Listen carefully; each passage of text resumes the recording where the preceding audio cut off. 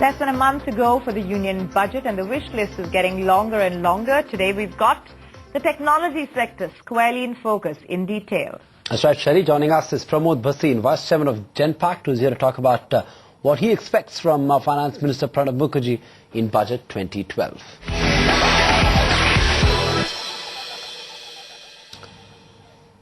Hi Pramod, thanks for joining us on Business Tonight. What are your expectations from the budget? Some expect a populist one because the government is under pressure. Some expect a prudent one. What's your own expectation? Our expectations from the union budget are, a major investment in infrastructure, further major investment in training and education, I hope in a very pointed way, where we can really target areas which will create employment and which will create greater jobs for people.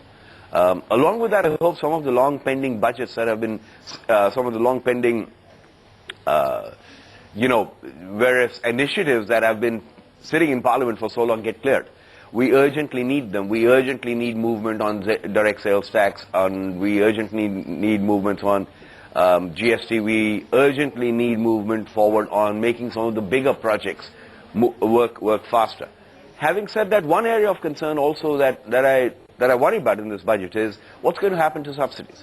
Subsidies is already such a huge part of our entire overall central budget, and I don't know how much the country can afford. And that's a serious issue for us, and I wonder if we'll have the guts to tackle the subsidy issue in any meaningful way in this budget. But we must start tackling it because it's going to run away, and our fiscal deficit will become much worse unless we tackle it. Pramod, you spoke about some of these long-pending reforms. Over the last few months, India Inc. has been talking about, this policy paralysis at the centre.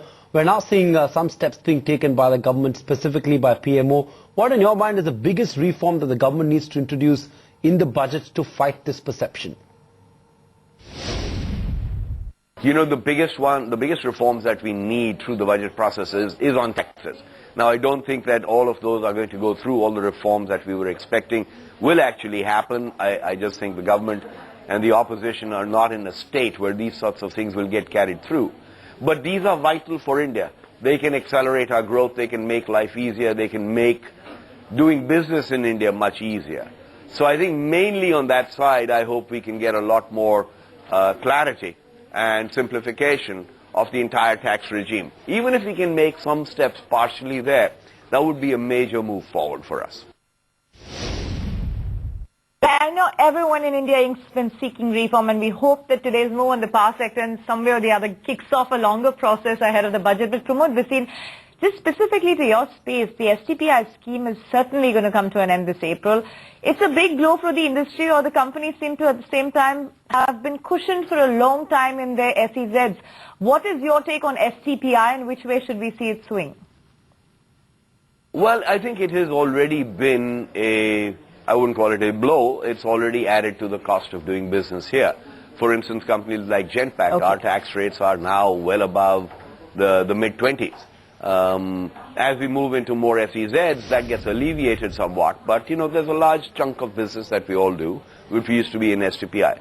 But that's fine. I don't think we have all been aware of this for a while, and we have accommodated for it and adjusted for it. So I think we've moved on, and that stuff will happen. I think the SEZs is a great idea. Simplification of some of those rules that is happening is another very good idea. Allowing it not to be limited by size, but more by making sure you can get SEZs into those places which need jobs, I think it's a very good move. And some of those areas I hope the government will continue to emphasize. Because we need to create jobs in smaller towns. We need to create jobs in new areas. We cannot all be sitting in the same top 10 towns across India, because that is just going to be, those cities cannot take the full pressure. And we have to create another 20, 30 cities where we are incented to go out and do business. But Pramod, let's look at, taxation. Over the last year, we've seen income tax department slap notices on TCS, Infosys, Wipro, all for onshore services. The additional taxes also come at a time when the industry is already struggling on the demand front. Has NASSCOM at all taken up this matter with the government, and could it be addressed in the budget or before that? Sure. We really urgently need our tax regimes to be standardized and to be clarified. The issue we run into nowadays all the time is that sometimes the rules may not be as clear as they could be, and you can challenge pretty much anything. And therefore all of us are constantly fighting either tax notices or lawsuits or taking things up to the High Court and the Supreme Court in a way that is not necessary and should not be necessary if the rules were amply crystal clear. This applies to transfer pricing, it applies to refund of taxes, it applies to a myriad different things. Our tax regimes are some of the most complicated in the world. It makes doing business in India extremely hard. And we must remember that this is a reflection of how people think of our country.